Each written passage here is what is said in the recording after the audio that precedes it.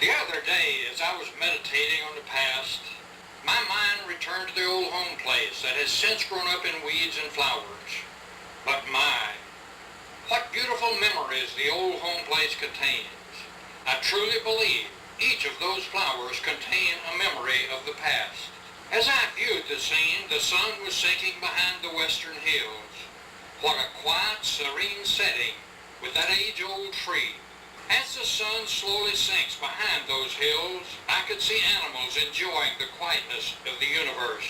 Then, as the moon rose in the east, I could hear the chirping of crickets, frogs croaking, and from those hills came the forlorn call of the hoot owl to its mate.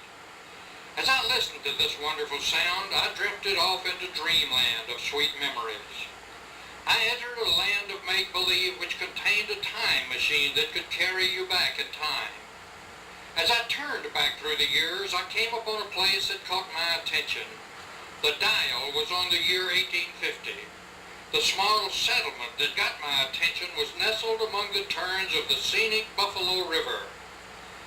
As I slowly moved the dial forward, I met a French immigrant named Henry de Lobel, who was the settlement leader. Now, Henry was a person that learned at an early age to do things for himself. His abilities were varied even at an early age. As a result of his talent, the settlement was named Lobelville in his honor. The year was 1854. As I strolled through the settlement and came to the intersection of what is now 4th Avenue and Highway 13 near the mobile station, I looked west, and this is what I saw. The second house on the right is the present home of Jesse Ray Campbell.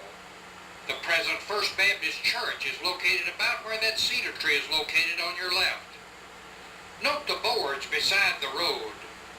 That was Lobelville's first sidewalk. The Andrew Brooks home can be seen on down to the street on the right. As I looked south along Main Street, I could see the entire downtown section. Notice the old two-story post office building on your right. But looking on down Main, you can see a large oak tree. That is the same tree that still stands in the front of the Lovelace home. But old Father Time has about caught up with this faithful landmark. When I moved over on the hill going up to Mary Sam Denton's home and looked west, I could view the entire settlement. The house that is now Ernestine Baker's home is on your right. On your left, near the back, is the present Senior Citizens Building, which is one of the oldest in Lobelville. You can see that it had been turned 90 degrees so that it would face Highway 13. You can again see the old oak tree in front of the Lovelace Hotel. The corner of that hotel can be seen in the left rear. One of Lobelville's early inhabitants was this young lady. She was Robert Daniels' grandmother. With pioneering stock like this, it is easy to see why Lobelville has prospered. Her name was Nancy Spencer Daniel. She lived in the Bairdstown area and was born about the time another famous Tennessean, Andrew Jackson, was president of these United States. Moving the dial forward brought scenes of early logging operations. The wagons were pulled by 3 pairs of bullocks. The largest bulls in the rear were called wheelers, and they weighed about 1,800 pounds each. The next pair was called swingers, and they weighed about 1,600 pounds, while the leaders weighed about 1,400 pounds each. This gave a total weight of 9,600 pounds for 6 bull power, and that is a lot of bull. Note the driver had no reins, but those beasts had a lot of respect for that bullwhip in his hand. His commands were responded to obediently by the team. Here is an ox shoe that was lost by one of the logging team. Notice it only covered half the hoof. Sawmills looked like this. They were busy sawing chestnut, poplar, oak, walnut, and beech logs. Hard work was involved in all parts of the operation. Here is a railroad that replaced the oxen years later. It was portable and was moved from place to place for logging purposes. It is the only railroad that Perry County has ever known. This scene was on Hurricane Creek. Looking on down Main Street from the Loveless Hotel, we could see the store that stood near the present Texaco station. There was no parking problem then. The store was Clyde Daniels and was later turned 90 degrees to face Highway 13, and it became the residence of Roy Reese. Hog killing was going on across the street at the present site of Heath's Market. The creek running alongside provided water for the operation. Lard, chitlins, souse, cracklings, tenderloin, and sausage were the early taste-tingling results, with the hams, shoulders, and middlings being used later in the summer. It is said that nothing was wasted but the squeal of the pig when he was killed. On Sunday afternoon, a buggy ride was in vogue. Here we see Uncle Clem Edwards and Molly returning from a spin. Community gatherings were usually held at the store. People came from all the creeks and surrounding territories to those meetings. Notice the signs on the storefront advertising Chattanooga plows, Moline wagons, McCormick harvester, and Weber wagons. Many of you had ancestors in this picture. This store was located between the new WIST 24-hour FM radio station and Medlin store. The first telephone office for Lobelville was upstairs. One of the ladies present was this pioneering lady of blood stock. She was Aunt Pete Arnold. What an interesting study of our heritage. As the plans for this lady, the Statue of Liberty, were being drawn in France in 1875, a distinguished group of ladies were born in Lobelville. They were, left to right, Betty Horner, Etta Ferguson, Emma Morrison, Dana Leeper, and Daisy Ashton. This group touches many of our resident families of today, such as Bobby Bates, Jack Duff, Kate Gilmer, Willie Ledbetter and Pearl Duff, and the Ashtons. Aunt Matt Tate and Uncle Billy Flowers came along and told me all about their descendants. Wow! While we were talking, a peddler came along selling medical potions and groceries. He would swap a bag of beans for a rooster. A small pig would get you a bag of flour. These peddlers traveled the country roads regularly.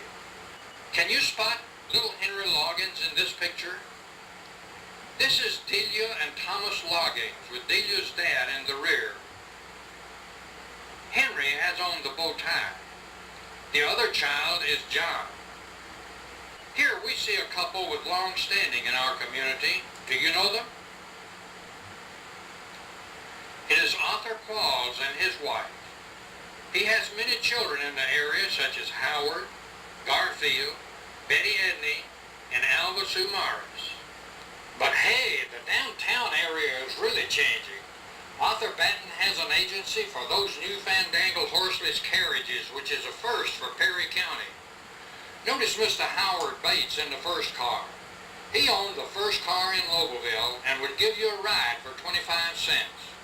He just passed with Meta Leeper, and she was waving her hanky and yelling, "Meta Leeper is riding in a car." Notice Perry County's first farm tractor at the far right.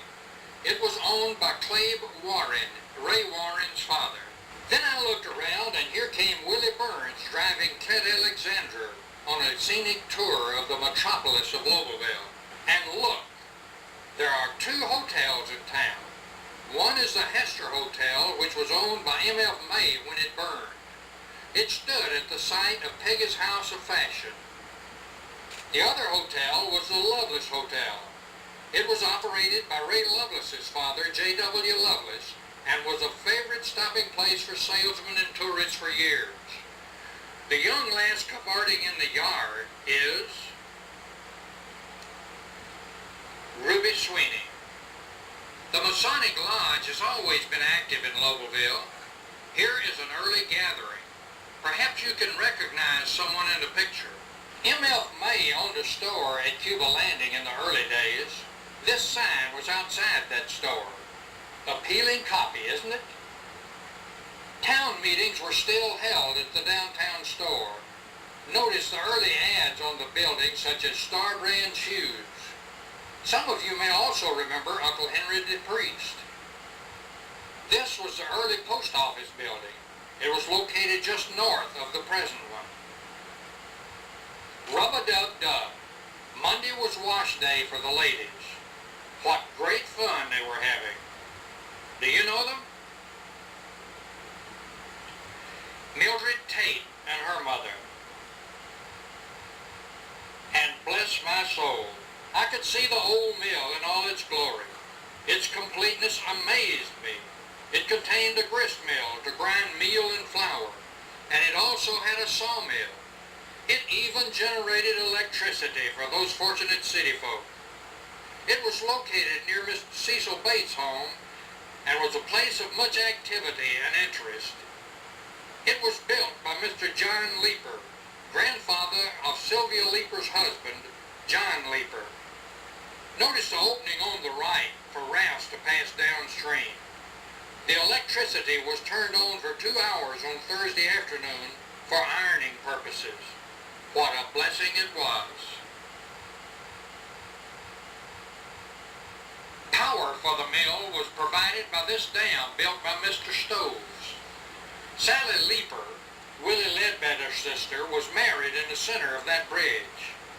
The mill, dam, and bridge was a gathering place for the young folk, and oh boy, if it could only talk now. This dog G-Haw was driving a load of logs to the mill for the Gilmer clan. Smart dog, eh what? This is the head honcho of the Gilmer clan, Doc Gilmer and his wife Martha Ann.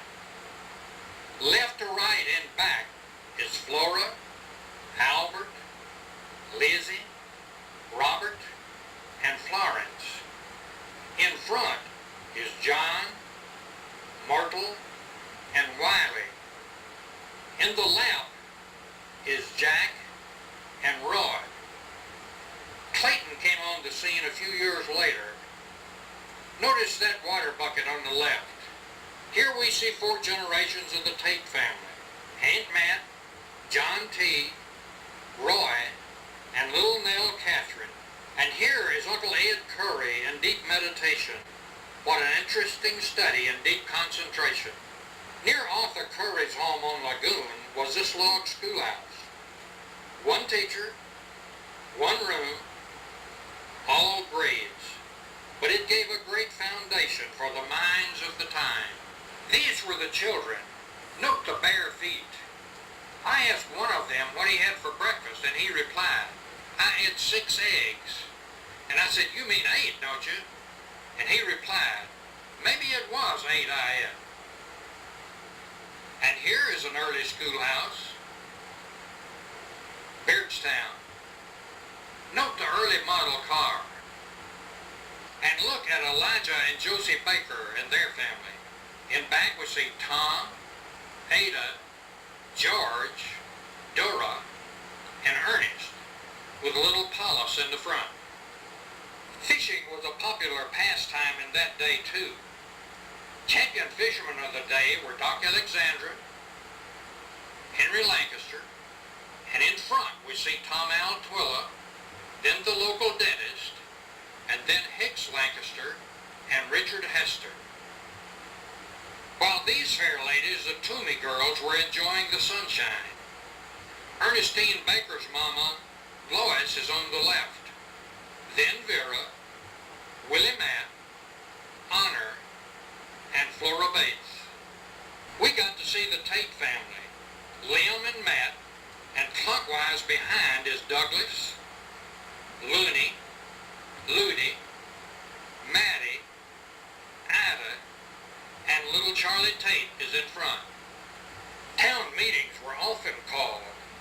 At this meeting in the back row we see John R. Butler, Andrew Bates, Judge Lancaster, Doc Lancaster, Sam Gunther, and G.A. Lancaster. While in the center row is Mr. Curry, Mr. Barnett, Mr. Twilla, Mr. Gunter, and Will Bone. While in the front row, we see Hicks Lancaster, Tom Horner, Lloyd Bates, and Foster Notice the faithful bird dog at Foster's side. He followed every step his master took. A college was located near Heath's new home. All grades were taught. The code was strict discipline. Upperclassmen had to hit the books hard. Here was the old John Ashton store. John was the father of Catherine Ashton, wife of Brown Ward. While the country was still grieving over the loss of 1,500 lives when the Titanic struck an iceberg in the North Atlantic, much joy entered the M.F. May household as little Ivory was born.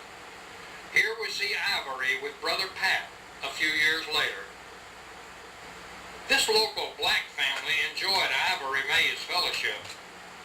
Foy and Mary Flowers Hester were enjoying the attention they were getting. You can tell by their expression. One of the early barber shops was run by Irving Chandler. Notice the sign in the rear. No spitting, no cussing, no scuffling. Signs of the time. Horace Knott was wooing him. Here we see him turning on the charm for Miss Bertha. But German Kaiser Wilhelm had world domination on his mind, and our doughboys had to teach him a lesson. Here is Ernest Baker and his buddy in 1918. This is John Gilmer, who was shot through the ear by a German bullet. He received a medal as a result. I once told him, Mr. John, if you had been 1 inch closer, that bullet would have killed you. To which Mr. Gilmer replied, yes, but if I had been 1 inch farther away, it would have missed me completely. But Kate Marson is waiting for her John to return from Germany.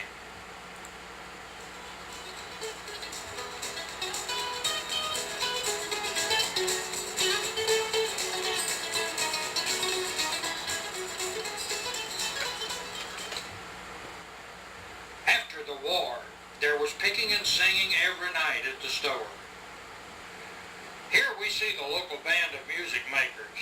In front are Clyde Daniel on the bass, Jim Warren on the guitar, Clave Warren on the banjo, Henry Lancaster on the fiddle, and Jeff Lancaster on the guitar. Note Pauline Alexander in the rear center with the big hat. In front of her is Clayton Lancaster.